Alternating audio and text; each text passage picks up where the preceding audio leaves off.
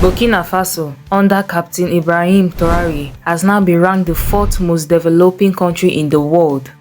Let that sink in the world full of economic giants. This small West African nation, once battered by coup, corruption and colonial control, is now rising like fire through dry leaves. And who is at the center of this transformation? A young, determined military captain who defied the status quo, broke free from Western manipulation, and returned the country's power to its people. Across Africa, leaders are borrowing billions while their people drown in poverty. Something different is happening. The country is not just surviving, it's developing fast. Infrastructure is growing, security is improving, education and health services are being prioritized, and perhaps, most importantly, Burkina Faso is charting its own path, free from the influence of France, the IMF, or the so-called international community. This ranking is not from some biased African PR team. It was reported globally, verified metrics, economic indicators, independent development trackers, and what they saw was undeniable. GDP growth, stability, agricultural reform, local production, and military-backed security, all moving forward in record time. While others are begging for foreign help, Traore is building a country with his bare hands, alongside the people. And still, many African leaders don't want you to see this because it exposes them. It exposes the failure of the elites and the weakness of so-called democratic giants like Nigeria, where fair prices are breaking families and billions are disappearing into private pockets. It exposes the cowardice of those who cannot say no to the West. But Traore did, and now his country is on the global leaderboard. So the question is, if Burkina Faso is landlocked nation with limited resources can rise to number 4 globally, what is stopping the rest of us? Why is Nigeria, Ghana, Kenya still stuck in reverse while our leaders fly private jets and seek medical treatment in London? The answer is simple: leadership. What exactly is Captain Traore doing differently? Let's start with military accountability. In Burkina Faso, the military isn't just fighting terrorists, they are rebuilding roads, they are protecting schools, they are working side by side with villagers to restore order and development.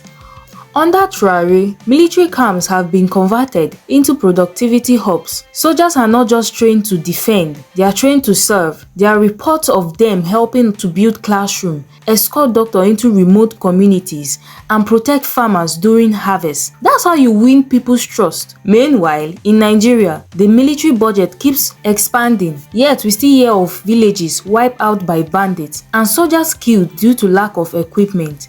Where is all the money going? Who is being held accountable? Now let's talk about the economic independence. Traore kicked out the French troops.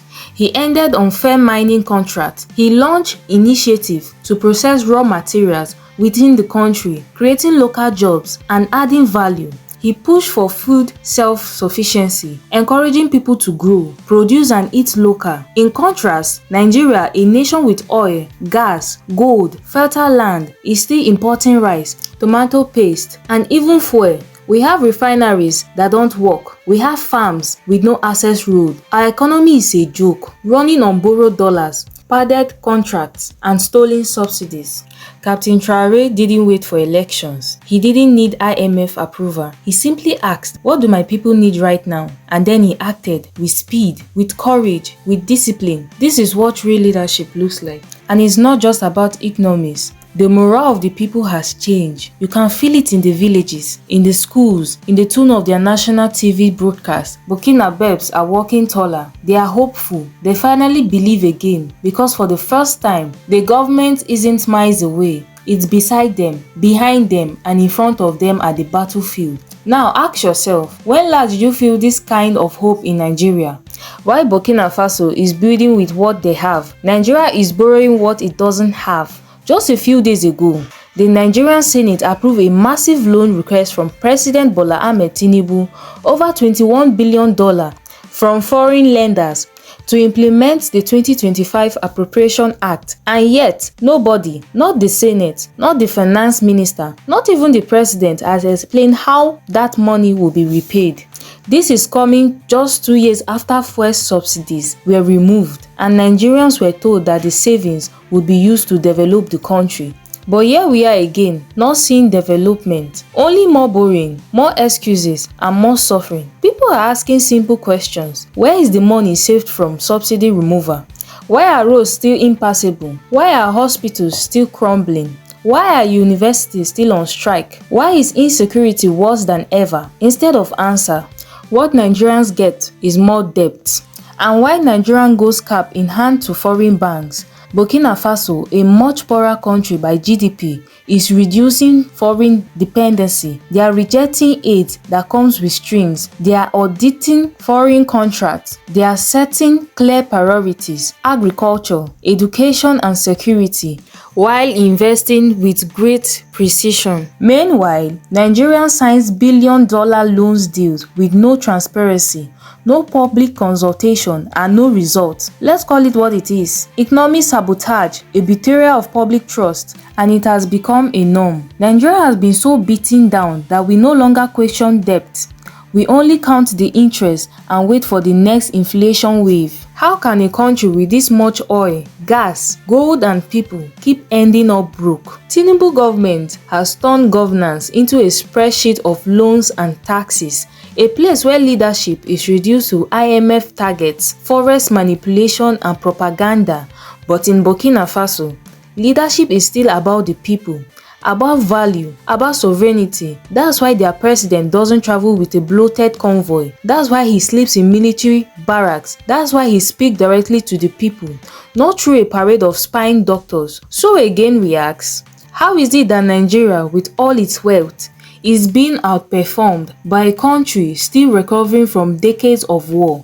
What Captain Ibrahim Traore is doing is more than inspiring. It's a challenge to the rest of Africa, especially to Nigerian politicians who love to talk, borrow, and deceive, but never deliver. What's happening now is deeper than Burkina Faso's rise. It's the beginning of a political awakening in Nigeria. Across social media, you hear it loud and clear. We need our own Traore. It's no longer just about admiration. It's becoming a movement. A generation that's tired of excuses, tired of recycled elites, tired of leaders who fly abroad for medical checkups, send their children overseas for school, and treat Nigeria like a failed experiment instead of a country to build.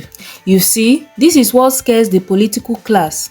It's not just the man in Burkina Faso, it's what he represents: discipline, courage, and accountability. It's the fact that a 36-year-old soldier with no godfather, no Buland van, and no corrupt empire is outshining entire government across West Africa. Meanwhile, in Nigeria, we have 70-year-old men signing 30-year loan agreements, men who have held on to power since 1999. Still blaming colonialism, still playing the ethnic card, still promising change that they can't deliver. This is why the elites are panicking, because they know that the people are watching, comparing, questioning, and worst of all, organizing. From obedience to young professionals, from northern progressive to southern activists, there's now a common desire, a break from system, a clean slate, a Nigeria that works for all, not just for the rich. Traore has become a symbol of that desire, and the ruling class knows that. Symbols are dangerous. That's why they fear him. That's why they block African news channel. That's why they bribe influencers to paint him as a dictator. Because if Nigerians start asking the right questions, this whole charade will collapse. How long do you think they can distract us with palliative, tribal politics, and fake reforms? How long before people realize that the real change they seek won't come from billionaires in Agbada, but from leaders who bleed, sweat, and sacrifice for their people? We have seen enough to know the differences. So where does Nigeria go from here? 2027 is not far away. And for the first time in decades, the elites are genuinely worried because the old tricks are no longer working. They used tribalism in 2023. It failed. They used money. It failed. They used INEC. It still couldn't silence the movement, because what they didn't count on was the rise of political consciousness. They didn't expect market women in Enugu quoting budget figures, or young men in Kano demanding transparency, or artists in Lagos writing lyrics that speak truth to power. They didn't expect Peter Obi to become more than a candidate, but a symbol of clean politics, a mirror showing Nigerians what leadership could actually look like. Say what you want about Peter Obi, but one thing is clear: he listens, he shows up, he accounts for every naira, and even now, out of office, he's still visiting hospitals, engaging communities, and exposing government waste. That is leadership. Compare that to the men who vanish after elections. Men who can't even face a town hall without handlers. Men who can't step into a hospital without clearing the street and flying in foreign doctors. They fear leaders like Peter Obi not because he has power, but because he has character. And in today's Nigeria, character is a revolutionary act. Let's not lie to ourselves. This system is designed to break us, to normalize failure, to make us believe that nothing will ever change. But look at what is happening across Africa. In Senegal, in Burkina Faso, in Uganda, in Zambia, the people are waking, the excuses are dying, the future is shifting. Nigeria must not be left behind. We must defend our voice, defend our vote, defend leaders who put the people first, whether it's Peter Obi, Rufai Oseni, Aisha Yusuf, or the countless others speaking truth to power. These are the voices of conscience. They are not perfect, but they are necessary because the alternative is silent, and the silence in the face of injustice is a betrayal. So, to those watching, to the youth, to the forgotten, don't give up. History shows us that empires fall when the people rise, and no matter how long they hide behind propaganda, security details, or stolen mandates, the truth always finds a way to break through. Just like it did when Nnamdi Kanu's impossible prophecy suddenly started making sense. Just like it's doing now.